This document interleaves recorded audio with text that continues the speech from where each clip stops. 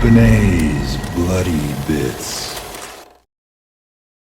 Hi, my name is Jason Benet, and welcome to Benet's Bloody Bits. Today we're going to discuss TerraVision, which is a boutique label that puts out a lot of physical media, old school, new school, and I want to dive into their catalog, their past, their present, and their future. And I want to bring along a special guest who not only collects physical media, but is a subscriber to TerraVision. I think he would be the ideal guest to bring on to discuss this thing. So without further ado, here's my discussion with Malcolm Harvey. All right. How you doing today, Malcolm? Thank you for joining us. Oh, I'm doing great, thank you. It's been a lovely day, and it's great to be here with you. How are you doing? I'm great, man. I want to talk TerraVision. I first heard about them when they were a partner label with OCN Distribution, and they put out a handful of titles, and for some reason I didn't pick up any. I don't know if they got lost in translation because there were so many partner labels. I know they put out things like WNUF Halloween Special and Killing Spree and Video Violence 1 and 2. I never grabbed any of them. Do you own any of their films from that initial batch? I do. I bought a lot of their stuff during the sale when they left originally, because like you, TerraVision was kind of there, but they weren't like, for me at the time, they weren't all at Innocence. They weren't, American Film Genre Archive and stuff like that. So I was lucky enough to get them doing the sales, and I've got all of them. I've got all the ones that were on there at the time. Can you show me those? Because I don't recall if I Sure. named off every single one of them. Sure, I can do that. Okay, so the first one you mentioned was hold on Be a careful minute. with that green screen. Hold on. Can we see? There we go. It's WNUF Halloween Special. This is the first one I got.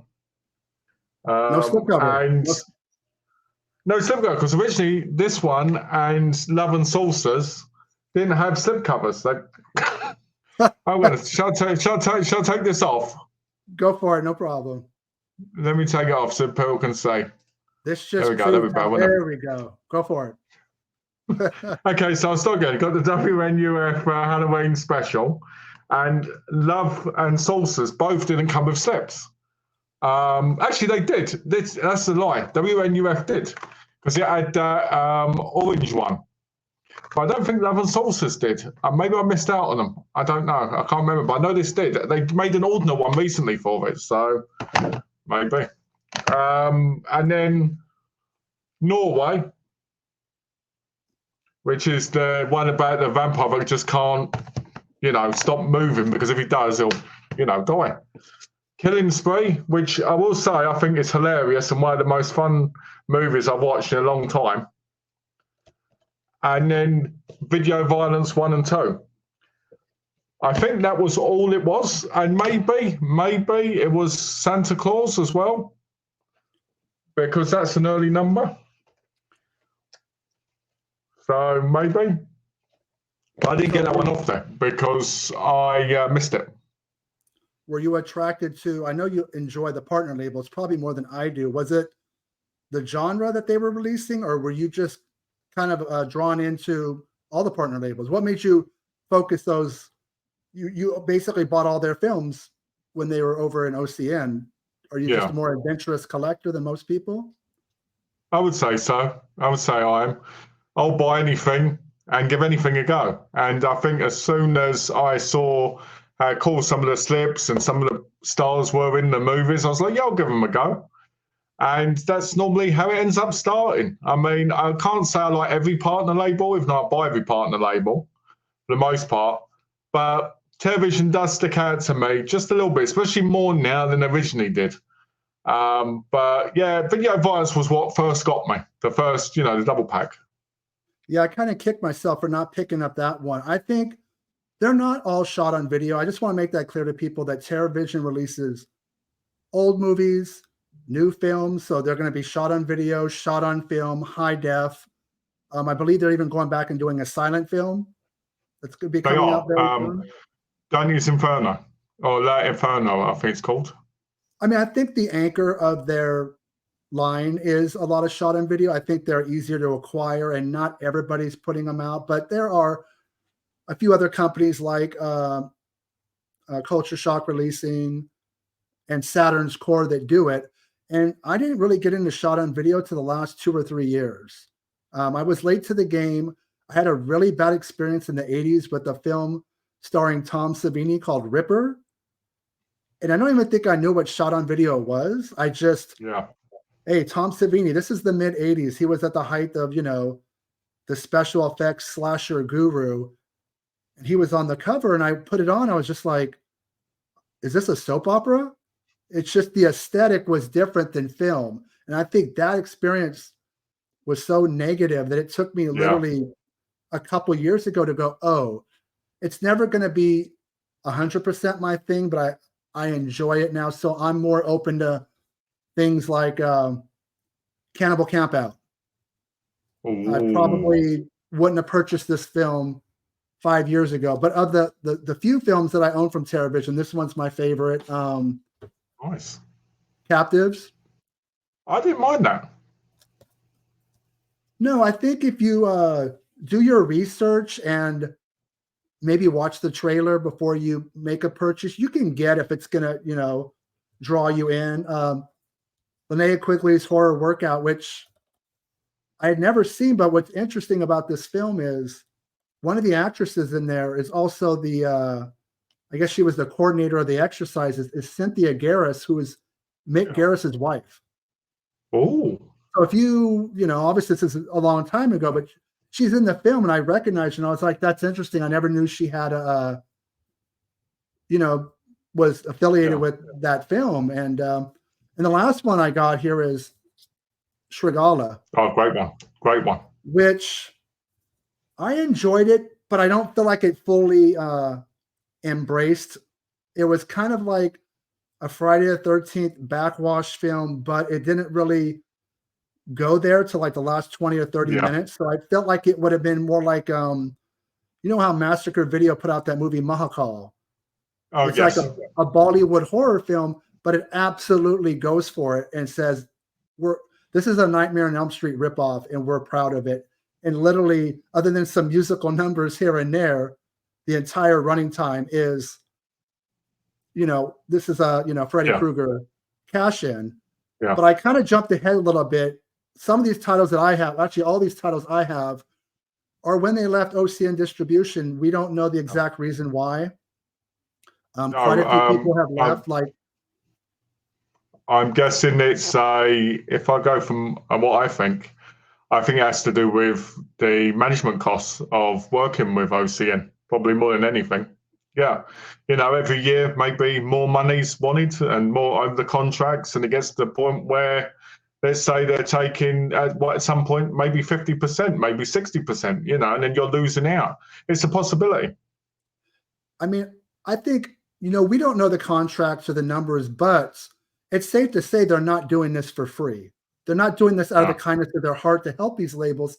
It's still commerce. It's still a business. And I get fans get frustrated when people leave, and quite a few have left, including Fun City Editions. But you have to realize that they have to make a profit. And if they're sharing that so it's like, damned if you do, damned if you don't. If they stay with OCN, they have more visibility.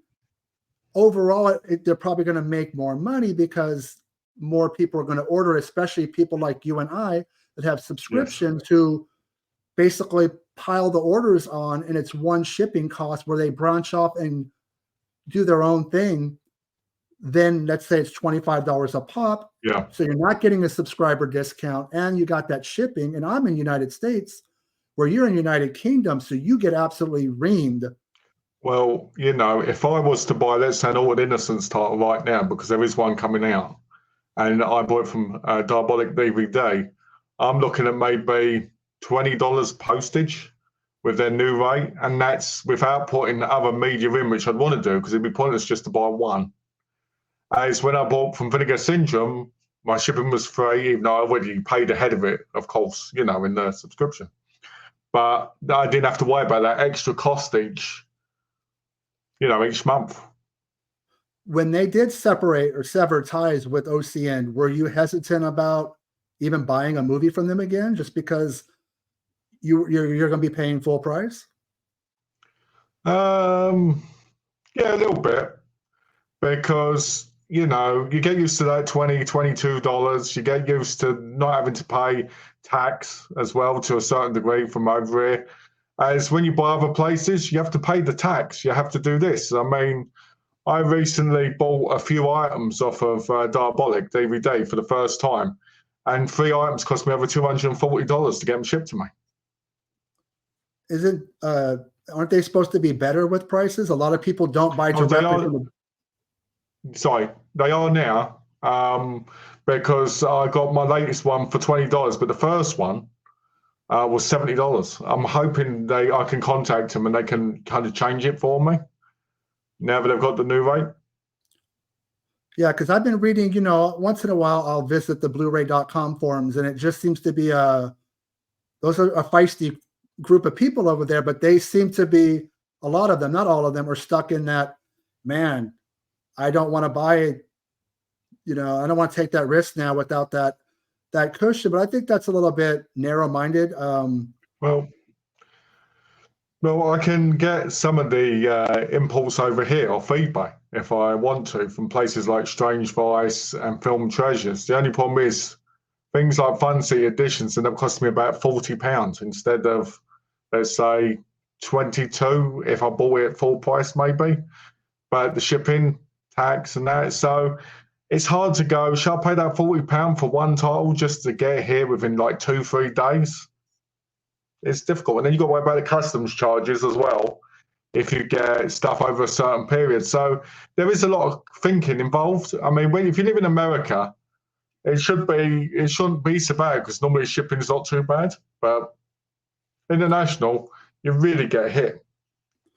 Well, yeah, I think it's easier to be an impulse shopper in the United States because things are all, all these companies, they're shipping out of, some warehouse in Georgia or, Colorado. So it's really not, regardless of where you live, it's not going to hurt you that bad. I would really think as a physical media curator, like, you buy a lot of films, it really must go through your head. Am I going to really make this purchase? Because it's going to hurt the bank account. So I guess. Yeah, I mean, sorry to cut you up. But what I mean is, on average, I'd sell media, probably spend 10, 15 grand a year. Wow. So, and that's, depending on the things. A lot of that is because of the crazy, prices we're at now. Years ago, probably wouldn't have even been half of that with how much stuff was. But yeah, definitely the shipping always makes me think about it because I'm like, okay, if the shipping is going to cost almost as much as the item, then there's a problem.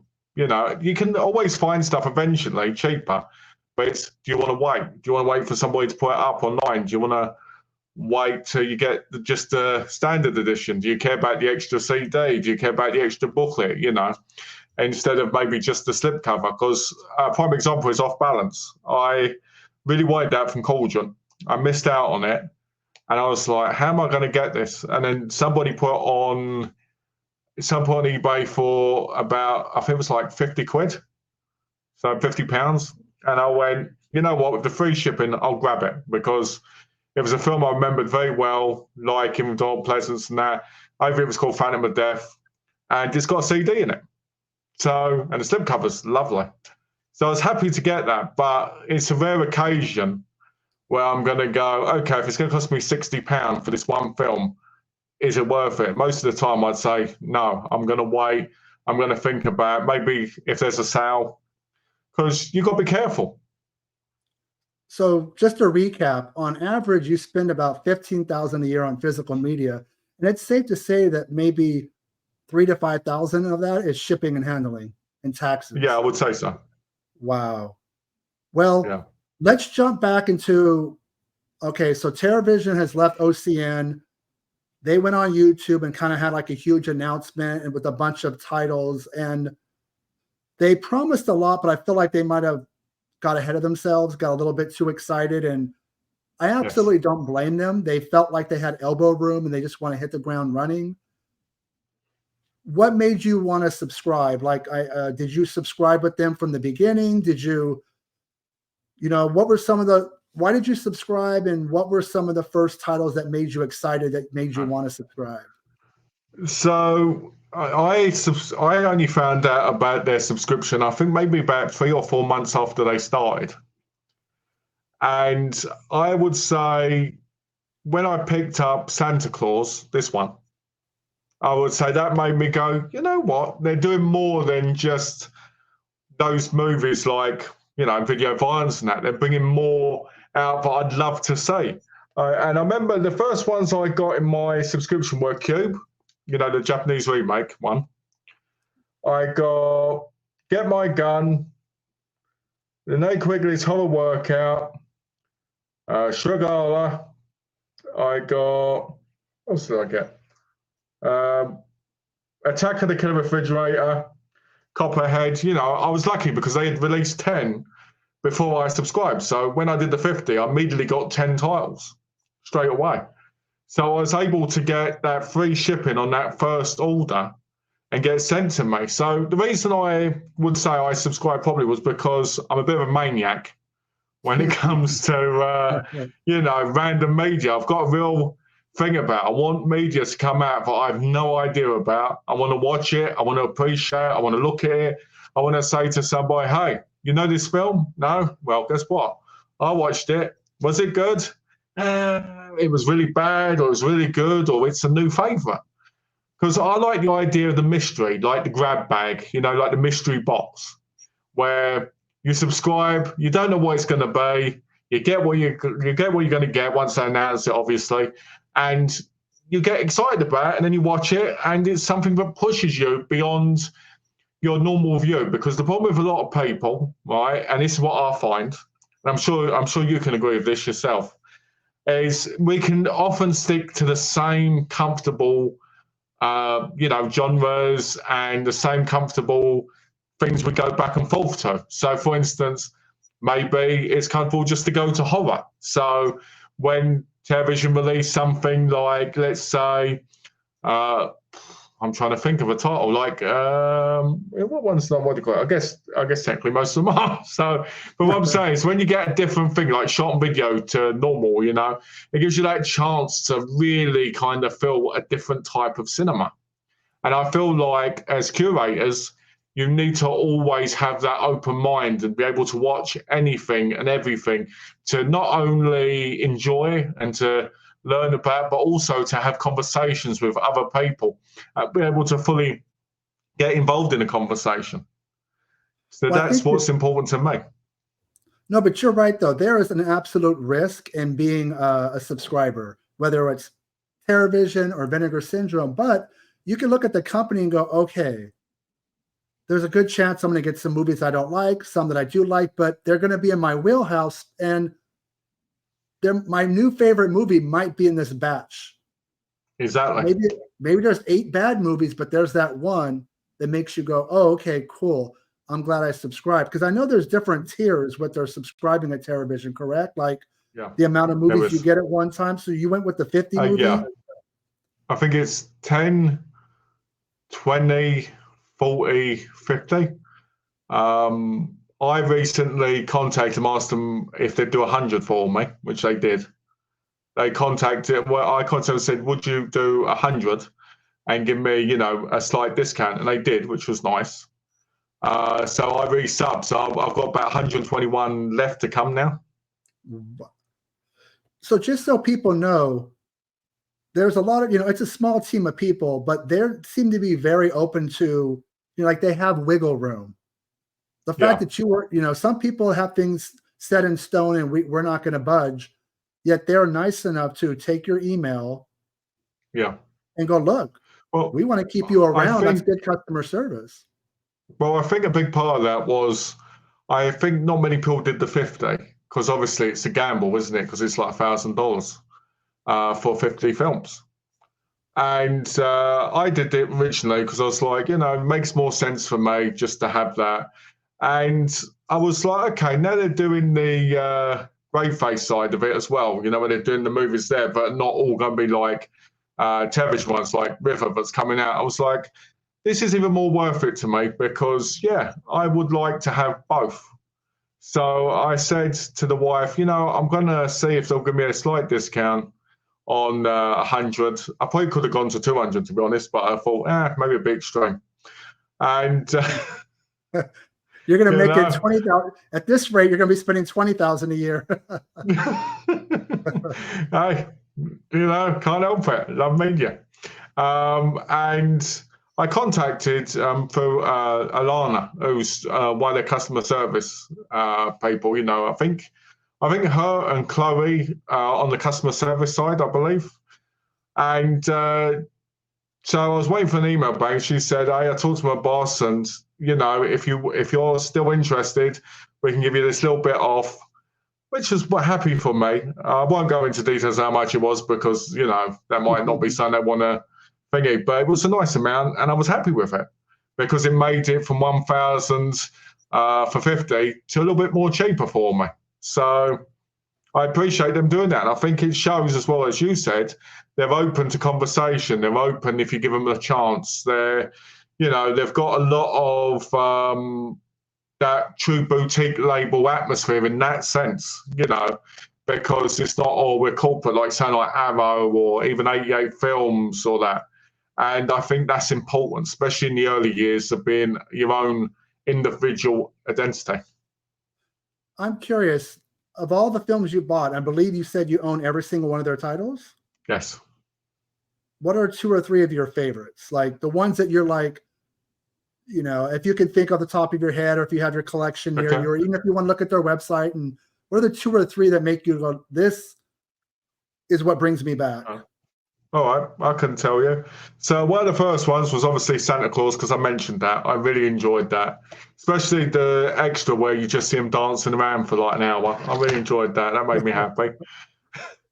I'm not going to count Slashers because I already loved that film, so I'm not going to count that because it was a film I've wanted on Blu-ray for years.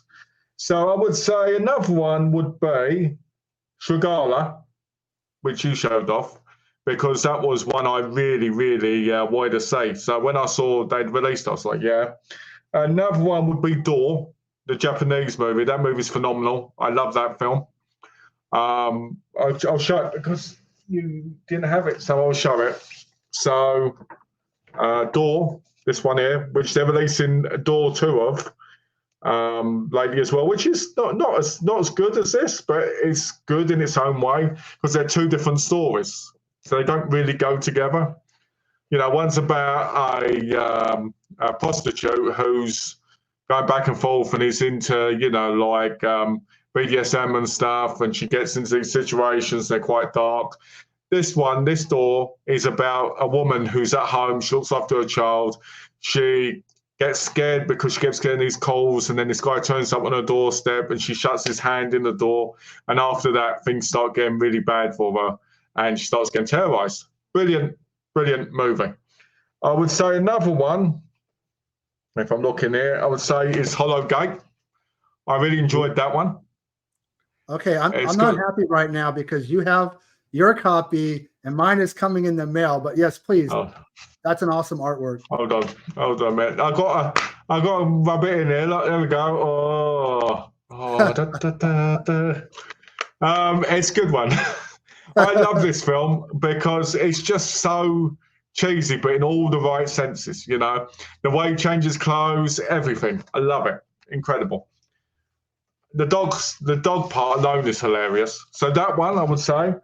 Another one would be Malum. I really enjoyed Malum.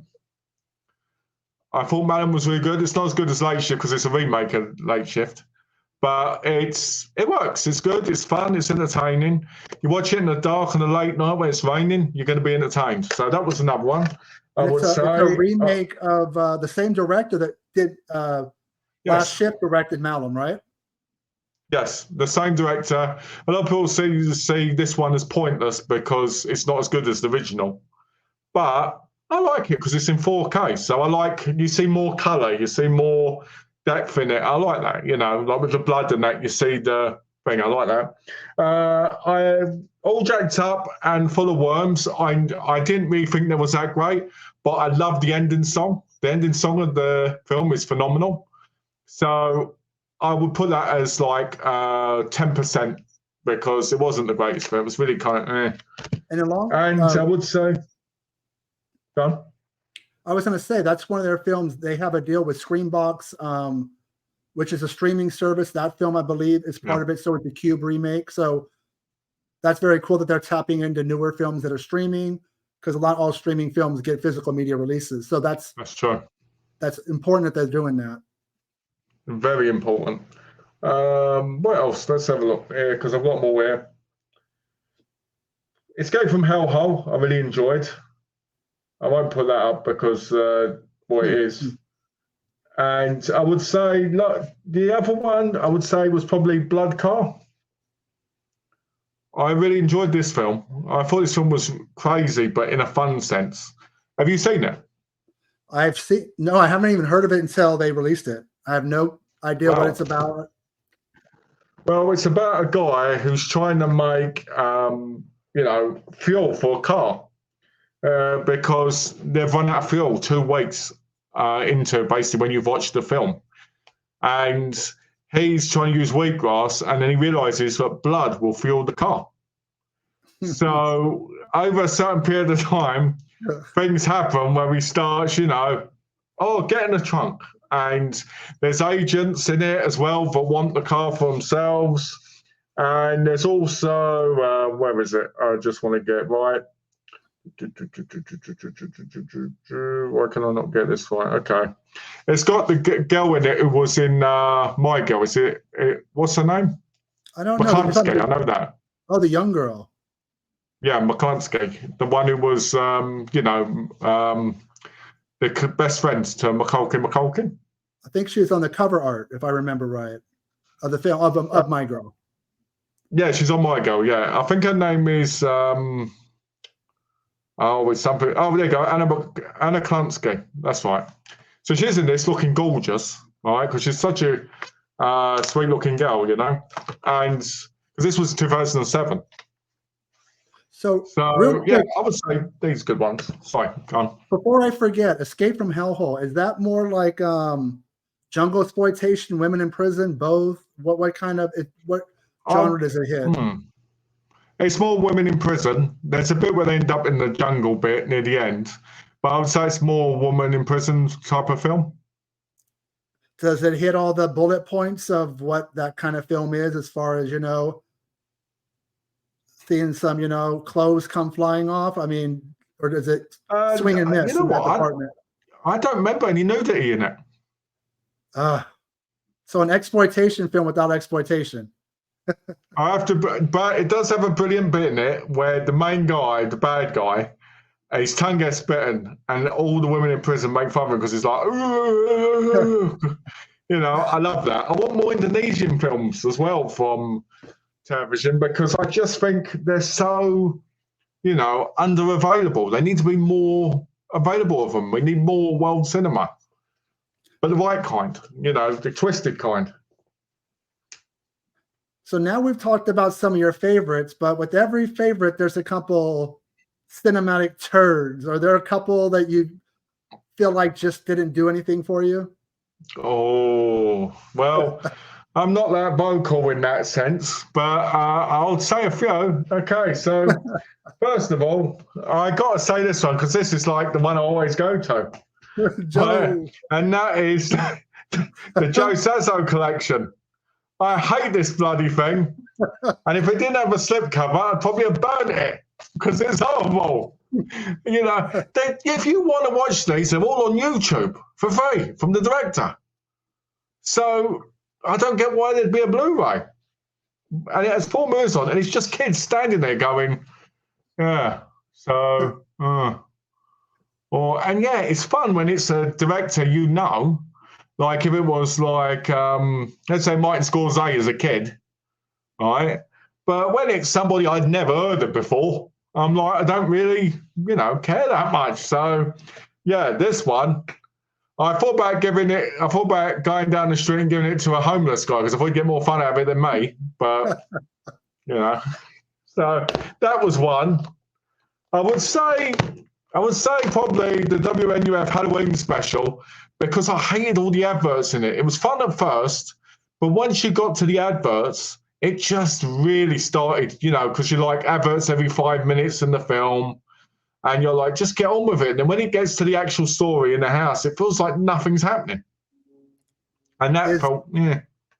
Is the runtime at least like 70, 80 minutes, or is it going to make you like suffer and be like 90 minutes or an hour? And that's the key. It's 83 minutes, but it feels like it's 4 hours.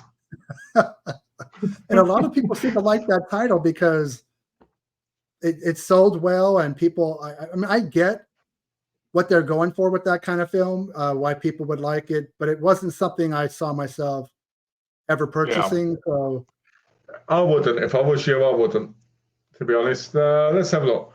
What was going to surprise people who know me is this one really disappointed me. More because of the CGI, more because of it being basically almost a complete, a scene for scene of the original one. And that's the Japanese Cube movie. I was so excited to get this, but the CGI is terrible in it. And it didn't feel like they did anything to make it their own. Normally when you watch the Japanese or any Asian version of film, they put their own spin on it. It's a little bit more about their culture. It's a little bit more about this. This film, I barely remember it, other than the CGI being very 90s CGI. And to me, that ruined it. And I think it's a shame because it could have been a real, proper, horror, gory, if they'd done it right, changed the kills around. But, yeah, so that was a disappointment.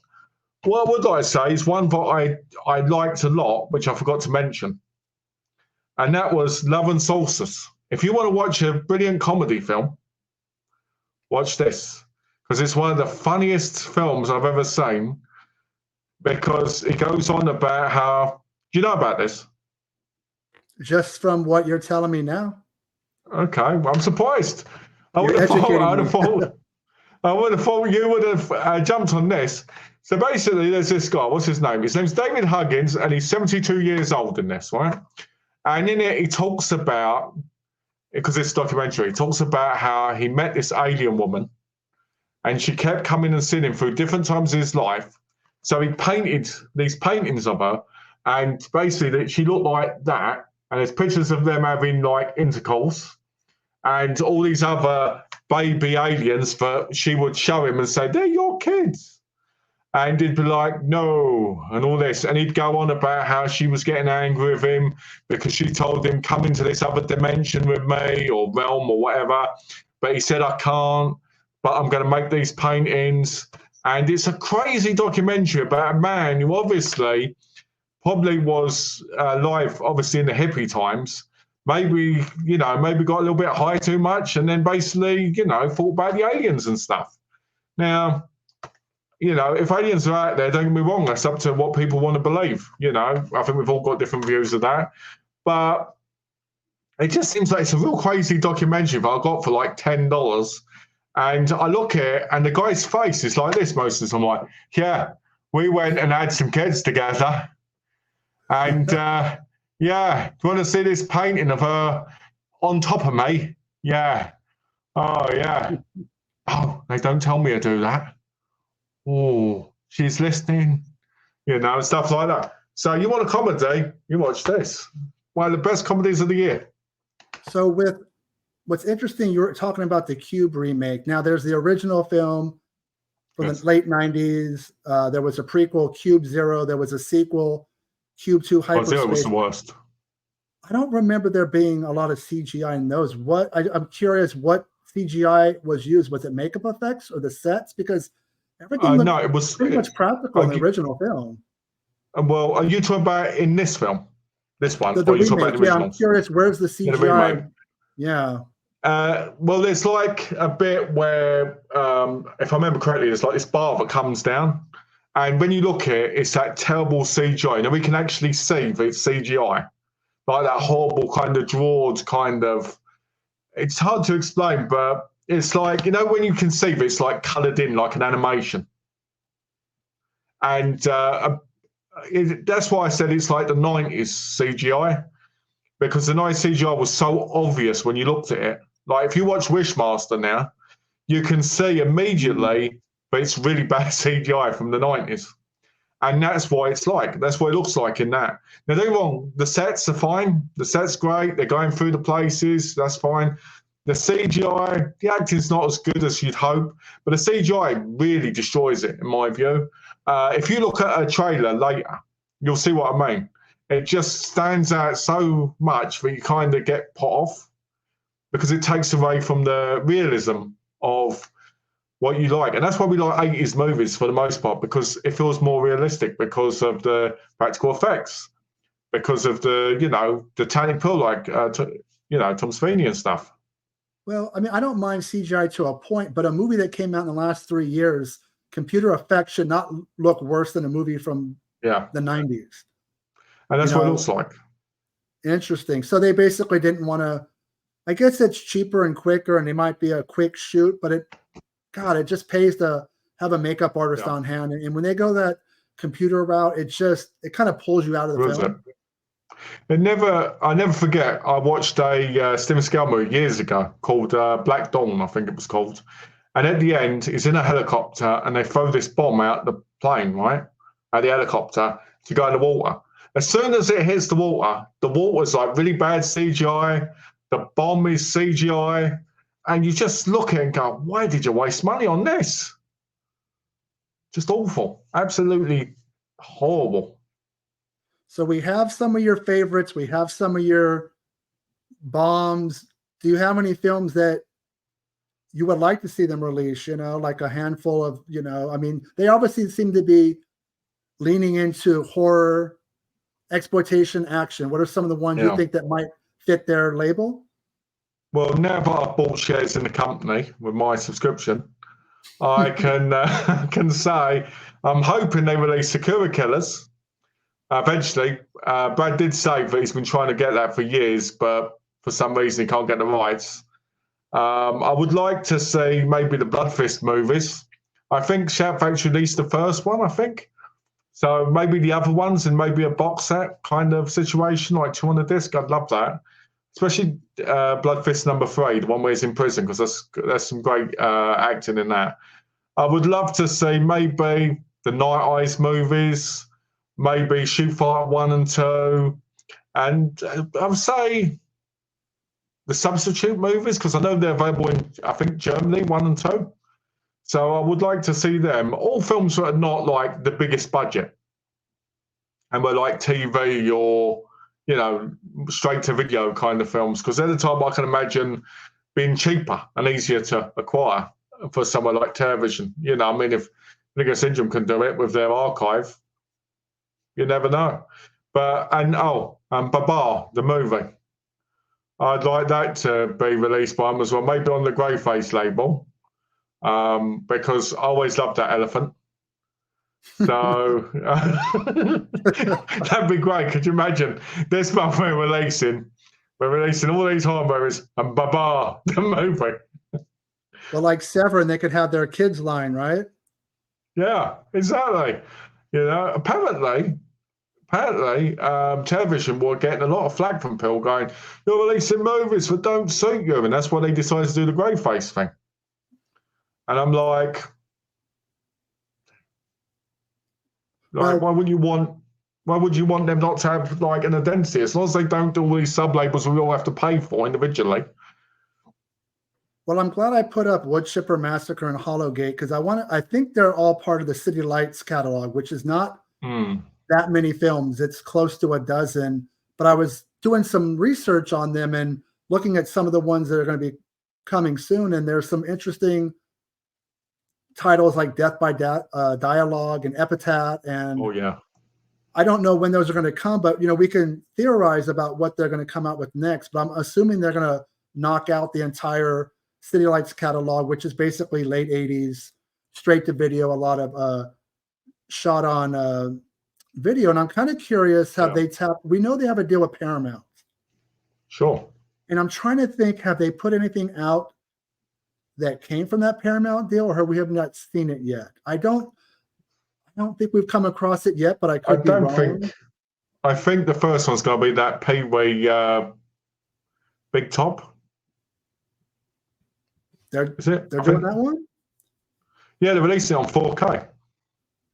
Did you hear that in a vidcast? I didn't hear about that. Well, you did hear about it. Yeah, it was in their vidcast. They talked about it and said they were releasing it, and that's a Paramount title, if I believe correctly. So they might be getting some heavy hitters. That's a big title. Did they really mention anything else from the catalog, the Paramount? No, because they said they didn't want to say too much because they were still catching up with, what they said were going to be out by October, November. So, I think the last of that is obviously yours was been shipped like the jar and that now. I think that was the last of that run from what they said.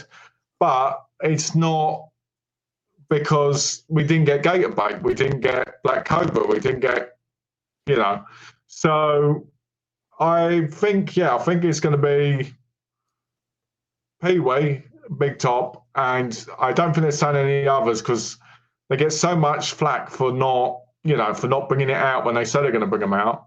But what they're trying to do now is actually announce stuff they know is actually going to be there. Yeah, I think look, they came out the gate, like a bat out of hell, and they just were excited and they stumbled a little bit, but you know what? They've always been very open about when things, hey, we fell behind, and going on social media and addressing it. I think a lot of people don't do a good job of letting you know, hey, your movie's not coming out, or hey, Arrow Video, we're going to cancel your orders. You have to make sure you take care of the customers because, look, that's who's going to put money in your pocket. Word of mouth between fans, hey, don't buy from this company or buy from this company, because you have to own your mistakes. And I think they've done a pretty good job of, hey, we got ahead of ourselves a little bit. Well, my biggest problem with television was obviously all the shot and video titles. I wanted different titles other than shot and video every month, and they seem to be getting to that point now where you get maybe one or two, but you're still getting something different, like like Blood Car, slashers, stuff like that. And the other thing I had problems with was the shipping. I was like, the shipping is it's crazy. Not the price, they charge $20 shipping for like 6 to 8 titles, I believe, which to me is a good price. But, the shipping thing, I was like, well, we're behind. When they're going to do the next shipment? Now it's getting more consistent. I'm not that annoyed with them as I was. And I'm excited each month to see what they release, maybe even more so than Vinegar Syndrome, just because I'm used to Vinegar Syndrome, and how their things come out. So I would say that I'm really happy with the company, especially the customer service aspect, because they're very friendly. They're very kind, and you feel like you're being talked to as a person, and you feel like you're not talking to, like I said before, corporate, where it's like Arrow, as we said earlier. Arrow just like, yeah, that was a problem, deal with it, reorder. Yeah, that's not good. Unfortunately, some of these companies have gotten so big that they just don't give a crap, and they toss people to the side, and it's nice to see that the smaller labels don't do that. But with Paramount, I start looking at some of their vinyl that they released with Grayface Records. Yeah. I think we might be getting hints about what might be coming on Blu-ray. Oh, yeah. You kind of have to look at the vinyl sometimes, because I want to say Rumpelstiltskin, Paramount owns the rights to it. And I could see that being a title that Television would go after. And I like that film. It's actually from the same director as Leprechaun, and I don't think Leprechaun's as good as Rumpelstiltskin. It wasn't a hit, so it didn't have a bunch of sequels and get remade and rebooted, but Rumpelstiltskin is that 90s fun, undervalued, right? And I like to champion those kind of films. I think that we need to look deeper.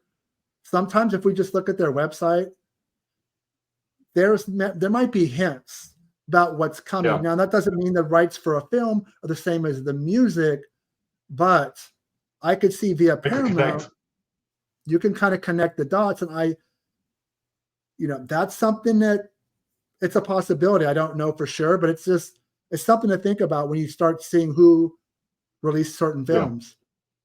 Have you ever Well, seen that movie? if no, I haven't seen that.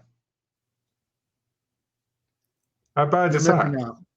You're missing out. I think it's one of the better kind of fun direct-to-video films from back in the video store days. I think you'd like that. Hopefully they put it out or somebody does.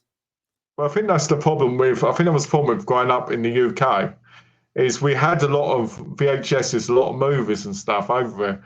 But once we got to DVD, it seemed like you got the same stuff, like See the Living Dead, but it was cut on Vitco, and all this stuff. So what happened was you ended up seeing the same movies, and you get in that comfort zone. You don't think it. That's why eBay's so good now, because you can look something up. Oh, look, it's on there, When I was a kid growing up, we didn't have that. So, and we didn't go to video stores so much because the video stores started shutting down. And I was always the martial arts kid in the store. So I missed out on so many then. I mean, I watched a lot of horrors and stuff, don't get me wrong. But, I missed out on that. When I moved to America, boom, like we're talking about like a whole shop full of just horror movies. I could go through, pick up movies for $1, and thanks to that, I was able to watch some great movies and a lot of terrible straight-to-DVD ones from the 2000s. But, I think it'd be great if they did release that because, again, I want movies that I haven't seen. I want movies I missed out on. I want movies that I feel like everybody needs a chance to watch instead of watching the next Avengers movie or the next, whatever, cinema movie that's high budget. Because I think people focus too much on that part of cinema and they want too much, so they get more disappointed. But if I watch like a Hollow Gate, for instance, I go in it, I'm not expecting so much. I put it on immediately. I've got a big smile on my face. I'm laughing when he calls his grandmother an old bag. And, I'm laughing at the deaths. Yeah, I'm laughing at the dogs chasing the guy that would never have killed him. That stuff is so much more fun. That's why the Reanimator is so much fun compared to something else. I think people now, sorry to be long-winded on this, I think people now need to go to this type of cinema, go to the cinema you've missed of like yesterday, as they say, and watch it because it's so much more fun and so much more relaxing than something that you see in a cinema now that's so censored and so maybe it's gory, like Thanksgiving. Thanksgiving was fun. I watched it. It was fun. But it didn't have that same aesthetic because it's not from that time. So it's always going to be missing that full-on feeling, but you got that warm, fuzzy, kind of feeling. Yeah, it's interesting. I'm not sure if I don't want to be ageist, and if just younger people that are into physical media, but when I see people will go off on TerrorVision titles or Vinegar Syndrome, in this certain era of direct-to-video, low-budget, regional horror, I think they're missing the charm. I guess maybe I'm old enough I can jump in a time machine and just remember that's the way films were. So I'm a little bit more forgiving the casual viewer. But like Vinegar Syndrome just announced their March titles, and I'm loving them. I'm like, that's an absolutely strong month, some good stuff. And I just see people, because we're both in the Vinegar Syndrome collectors group. Yeah. And half of them are just dogpiling on it. And I'm like, to each their own, but you're missing the point with any label. They tell you up front, this is the kind of films we release. So I'm like, you're expecting Academy Award winners. These are not going to be Bram Stoker's Dracula or Seven or Silence of the Lambs. They're not elevated horror. And here's the thing. These kind of films that we're buying, that we're talking about, even if they're not the greatest thing on earth, they have repeat value, rewatch value. There's something that pulls you in that you can watch it again, where something that's like 20 times better, I might not ever watch it again. It's like a one shot and I'm out. Well, a prime example is I went and saw Evil Dead Rises, right? You know, the new one. And I'm sitting there, and the whole time I'm bored. I'm sitting there and I'm thinking, oh God, what's it doing? It's hitting all these tropes. It's got all this stuff in it now to tell people all this stuff, which is fine, but it just feels so false now, you know. And you're like, where is the actual fun? You know, when you looked at movies from the 80s, they didn't have throw things in your face. You knew exactly who these people were. You cared about the people. You cared about who they were. You didn't care. You didn't care about the individuality of any of it. You cared about them as the character, as the person. You know, as now, it feels like movies are so much more political as well. Let alone, you know, oh, if we put a higher budget, we'll get the brain dead masses to come in and watch the movies. That's what they're starting to find out with the Marvel movies, because they suck now in people's minds. They're like, oh, but the problem is they've always never been that great. Yeah, they've been fun summer movies, but they've never been like top tier, oh, this is the greatest movie of all time. And if anyone thinks that, they obviously don't understand the real point of, you know, cinema. So it's... Yeah, I couldn't get into Evil Dead Rise, and I'm somebody who loves horror films that are in high rises or buildings. I mean, give me Dark Tower, Demons 2, and even Poltergeist 3. I just, it's such a unique place for a horror film to take place in that you automatically have my attention there. And I couldn't get into it. I just felt like it could have been called something else. But of course you want to call it Evil Dead because it's got that cult of personality. It's going to bring people in. But I feel like the remake and this new film don't feel like Evil Dead 2, Army of Darkness, or even Ash versus Evil Dead. I really feel like those, I wish the universes were separated, but Sam Raimi has other thoughts. But yeah, I mean, and I like new films too, don't get me wrong. I don't want people out there to think you and I are just like, it's got to be 70s, 80s, and 90s. Though, of course, that 30-year period is much more interesting than 2010s and 20s. But I watch everything, and I'm open to, but I just feel like it's hard to bring back that kind of nostalgia because there was just something in the air at that time. Pre-green screens, pre-CGI, shot on set, in camera. It's kind of hard to duplicate that. Well, look. It's like Miami Vice, the TV series, right? That's always going to be a classic. So it's going to be amazing because the time it came out, the outfits, the setting, the music was phenomenal, you know. Then you've got the action movies. People watch John Wick. I watched John Wick 4. I thought to myself, what is going on with this mess of a film? You know, the action's not that great.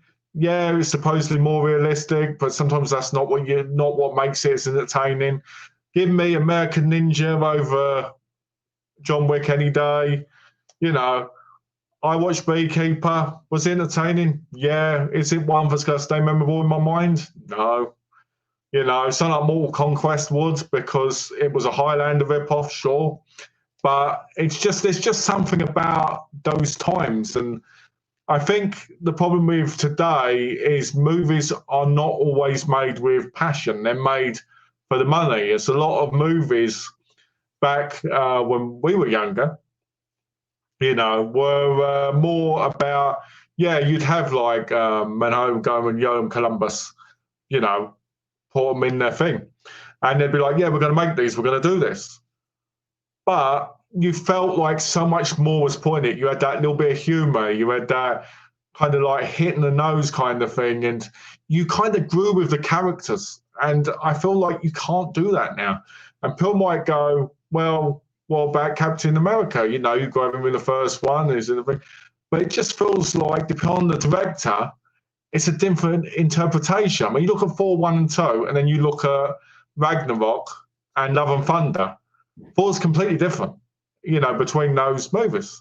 And that really kind of takes you away as well, you know. And I should be talking about Marvel here because there's no point in it. But what I'm saying is the sense of it is it's just a terrible time, in my view, of cinema, because cinema's not bad. There's a lot of good ones out there. But the other thing that cinema does wrong now, as you know, because you mentioned it earlier, is it's way too long. Well, luckily we have TerraVision giving us 80 to 90-minute movies for the most part. I want to talk about kind of their core group. It's a small band of people. You got Ryan Grayface is the owner. He has Grayface Records. Underneath that umbrella is TerraVision, as well as Culture Shock Releasing. Brad Henderson, if you own any physical media, that guy's name's on a good chunk of them, especially if you're doing the horror genre. You have Justin Bean that does their supplemental extras. He has Reverend Entertainment. They do good extras. They regardless of the film, they seem to go out. Do you think that's something that's a really good sticking point with picking up TerraVision films, whether you like them or not? They give you good extras? Yeah, I think they give good extras. I mean, most of the time there's commentaries. I was watching Hollow Gate, and they had a great behind-the-scenes thing when they were talking to the cast from before, and I really like that because you get to find out like these hidden facts that you wouldn't have heard. So I like that. There are extras I don't like, obviously, but you can't win them all, can you? Can you show the Hollow Gate again? Because I don't have mine yet. I'm just I'm sad over here. Show the Hollow Gate again. So where did I put it? Can you rub it in a little bit more? Let me see it's going to be coming probably next week for me. All right, let's show it off. Because here we go. Ready? So there's the front. There's the side. Oh. Can you talk real quick about the slipcovers comparable to maybe Severin or Vinegar Syndrome? Is it on the level? I think the ones I have are very solid. I would say super solid. I would say maybe a little bit more solid than some Vinegar Syndromes. Because I know there was a point where Vinegar Syndrome went a little bit cheaper on their slipcovers, and then they had to go back on it. They went I think it was smooth, like 1 month. Overly smooth? Yeah. As I think if I go to Severin's are a lot better now than they used to be, because Severin's used to be pretty bad. They used to be quite, I'd say, thin. A bit like just a step above Kino originally. Ooh. I think, what's that called? Like Skinner and that, when they released them, I think they had like a more thin slip. Yeah, you're right, though. Kino and early Severin were flimsy. Yeah. Actually, Kino still is. Kino still is because I get their 4Ks, so they kind of suck. And they got the bank to upgrade, so that's impressive for a smaller company like TerraVision to put their money where their mouth is, because we know with collectors and curators, slip art is important.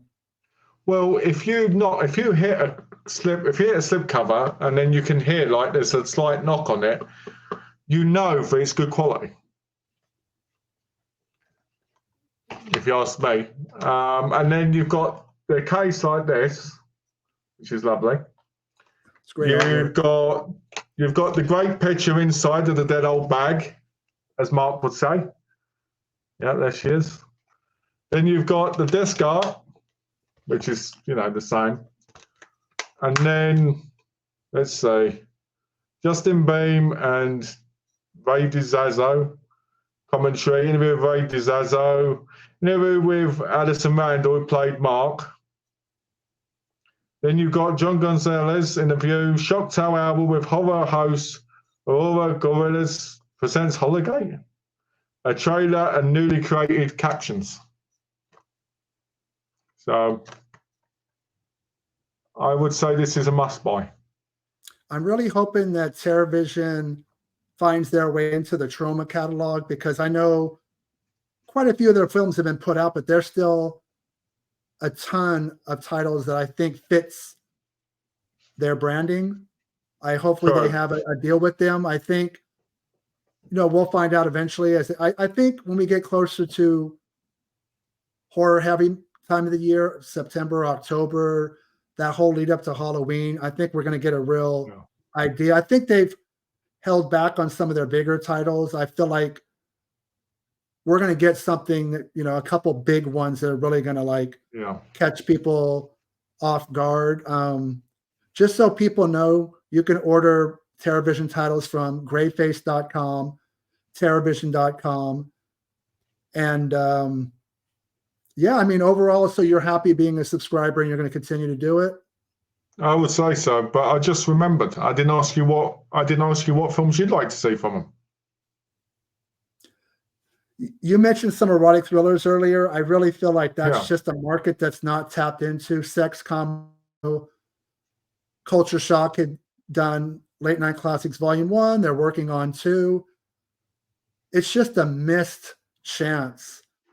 Hmm. There's hundreds of those 2 genres, and there's a market for it. Some people might go, well, they're not adult titles. Why are they going to want to watch Skinamax? You're missing the point Yeah. completely. That whole cable era, direct to video, you could just go online and just do a Google search and just come up with movies you've heard of, ones you forgot about, ones you've never heard of. Yeah. I really think that TerraVision, and it doesn't have to be a sub-label. I think that gets a little confusing because we already know TerraVision is not just horror films, though the title says that's the kind of films we're going to But put they've got out. kung fu movies coming out, haven't they? Exactly. So at this point, don't get people confused and put out a bunch of sub-labels within the label. Just put them out and own what they are. So sex comedies, erotic thrillers. We need some Shannon Werhe, Carrie Werher, that whole 80s, 90s, the sex comedies. I feel like all the labels have dropped the Well, I ball don't on know. those 2. I don't know who the company is, but they've been releasing double packs, haven't they, of some of them? But they're only DVD. So, and some of them are cut. Well, yeah, look at Vice Academy. 4, 5, and 6 have never been put out. 1, 2, and 3 went out of print. So how about somebody do a box set of all 6, or at minimum, do 4, 5, and 6 so people can have the complete collection? There's just a lot of things that are out there. Like when we feel like we're scraping the barrel on what's being put out, just realize there's still thousands of films of all genres. If you add them all up, now there might be rights issues and music issues, or some people own films that they have no interest in licensing. There's a movie called Blood Salvage. I think it's from 90, horror film.